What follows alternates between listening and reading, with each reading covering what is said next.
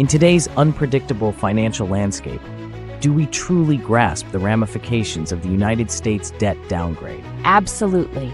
With economists like John Doe weighing in, we cannot overlook how these shifts affect our investing strategies. And that's just the beginning. Our AI-powered summaries condense vital insights from interviews with top analysts into actionable takeaways. Stick around.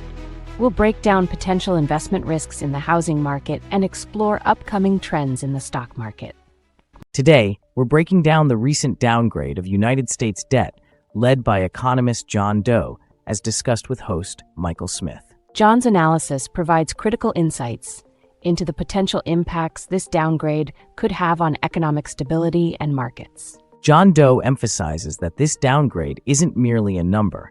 It reflects fiscal management and investor confidence. According to John, the implications for borrowing costs could be significant, potentially leading to higher interest rates. John explains that with the downgrade, financial markets may react negatively, raising concerns over long-term stability. It's crucial for investors to understand these dynamics as they navigate their strategies.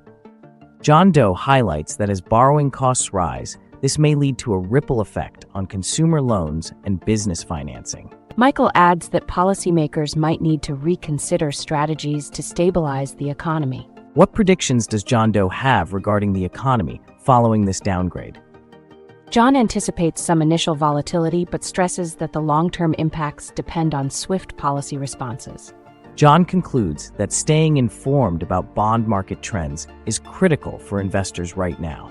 Moreover, Michael suggests that timely actions from policymakers will be key to navigating these challenges. Today, we're analyzing Warren Buffett's insights on the housing market.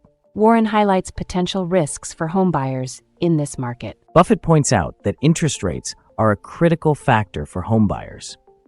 He explains that higher rates will increase overall housing costs. Warren explains how higher interest rates reduce what buyers can afford. Is this leading to a decline in home purchases? Yes, higher rates are expected to lead to fewer buyers entering the market. What advice does Warren give for homebuyers looking ahead? He anticipates a market correction and advises potential buyers to wait. Warren concludes that caution is crucial for prospective homebuyers. He encourages looking into alternative investments for better returns. Today, we're analyzing insights from Martin Schlaggel, head of the Swiss National Bank, and Jamie Dimon, CEO of JP Morgan. Schlaggel warns about the potential for negative consumer price indices in Switzerland, emphasizing the intricate global economic dynamics. Martin Schlaggel indicates that the Swiss National Bank is preparing for significant economic challenges. Jamie Dimon points out that investors are underestimating credit risks, suggesting that credit stress signs are being overlooked. Dimon noted that JP Morgan has significantly increased its loan loss reserves, indicating concerns about the credit cycle. This increase implies that JP Morgan is anticipating possible economic downturns. According to Martin Schlaggel, Switzerland may experience negative inflation months this year. He implies that the SNB is preparing for conditions that might necessitate further rate reductions. What predictions does Schlaggel have for inflation and economic growth? Schlaggel foresees ongoing uncertainties and potential negative inflation, highlighting significant risks to come. In summary, both Schlaggel and Dimon emphasize the need for addressing fundamental economic vulnerabilities. Investors are advised to remain vigilant and not fall into complacency about market signals. Today, we're exploring a report by the Redfin team, highlighting significant challenges landlords are facing in the current housing market. They report that rental prices are dropping significantly in various cities, including a nearly 10% drop in Austin, Texas, which is causing widespread concern among investors. According to the Redfin team, asking rents in the United States have fallen by 1% year over year, marking a significant downturn. They noted that Austin's rental market is particularly hard hit, with drops in rents close to 10%. The Redfin team highlights that Austin now has more than 11,000 homes listed for sale, the highest inventory in over a decade. This spike in inventory indicates significant investor sell-offs due to falling rents. Interestingly, the team points out that the decrease in rents is not uniform across the country. While markets in the South and Southeast suffer from decline, cities like Fresno and Providence are experiencing rent increases. The Redfin team believes that the current declines in rents could be advantageous for potential homebuyers. With affordability on the rise, buyers are encouraged to consider markets where prices are stabilizing. What does the Redfin team predict for the future of the housing market? They anticipate continuing pressure on rental prices, especially in high-inventory areas, creating opportunities for buyers. To wrap up, the Redfin team emphasizes that both investors and homebuyers must be strategic. They should consider regional dynamics, focusing on markets where rents are stabilizing and inventory levels are favorable. Today, we're examining stock market trends with insights from expert Emily Brown and host David Lin. Emily highlights the dynamics between potential bull and bear market trends based on current data. Emily Brown suggests that recent volatility may indicate a shift towards a new bull or bear market.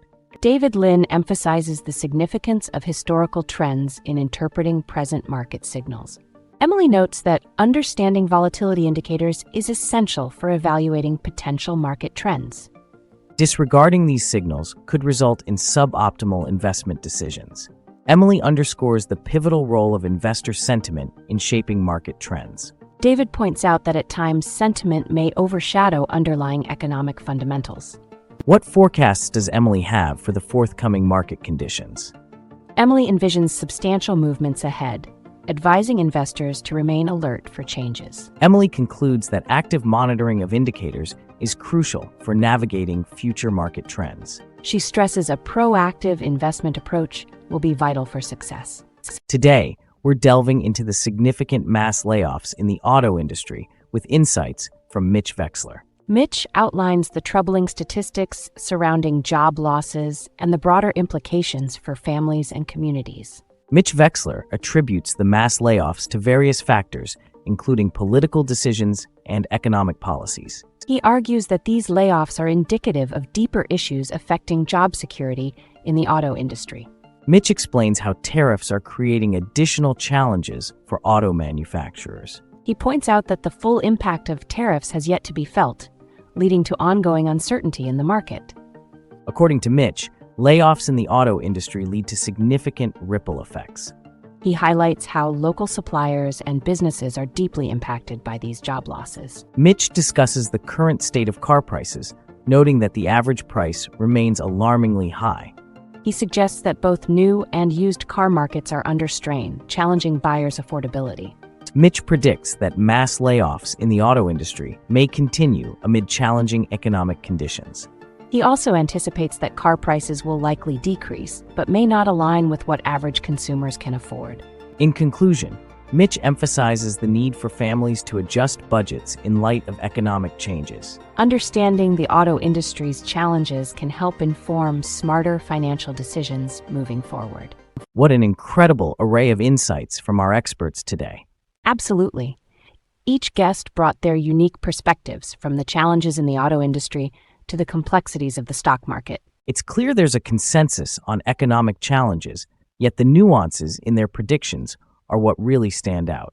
Exactly. For instance, while Emily Brown shares a cautiously optimistic view on market recovery, Mitch Wechsler addresses the stark realities facing the auto sector. And let's not forget the impact of rising interest rates, as highlighted by Warren Buffett.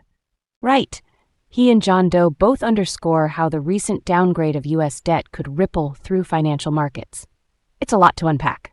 If you enjoyed these insights and want to keep up with the latest expert discussions, make sure to hit that like button and subscribe. Your support truly helps us bring more valuable content to you, and we have some exciting topics lined up. Stay tuned for our next video, where we'll dive deeper into the implications of global trade dynamics. You definitely won't want to miss it.